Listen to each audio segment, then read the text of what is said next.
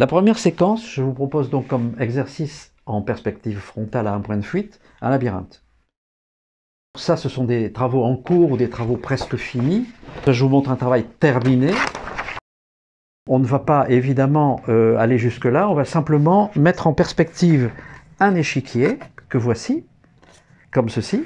On va le mettre en perspective et après, à partir des cases, on fera soit des trous, soit des cubes, soit des immeubles qui seront autant d'obstacles pour ce labyrinthe. On commence par placer notre ligne d'horizon.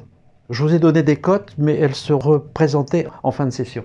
Vous mettez à 10 cm votre ligne d'horizon et ici une ligne qu'on appellera la ligne de terre. C'est quoi la ligne de terre? C'est très important à comprendre. Regardez cette maquette. Vous voyez ici une ligne qui est commune à la fois à la réalité et à la fois au dessin. Tous les points de cette ligne de terre seront donc communs aux deux espaces, à l'espace virtuel du dessin et à l'espace réel de la perspective. Donc, vous allez répartir, vous allez la couper en 5, 6 cm, 6 cm, 6 cm, 6 cm, voilà, et vous allez créer deux premières fuyantes, à partir desquelles vous allez concevoir un carré. Mais vous allez me dire, mais comment vous savez que c'est un carré? Je ne peux pas le prouver, simplement je peux vous aider à comprendre comment vous allez fonctionner. Je vais vous proposer trois figures. Vous voyez ici, 1, 2, 3. Vous voyez bien que celle-là, elle ne ressemble pas à un carré, celle-là, elle ne ressemble pas à un carré, celle-là ressemble en gros à un carré. Alors bien sûr, si on a une ligne un petit peu plus haute ou un petit peu plus basse, on sera encore dans l'équivalence d'un carré. Le moyen de vérifier s'il est juste, c'est de tirer une diagonale jusqu'au point D, comme ceci et comme cela.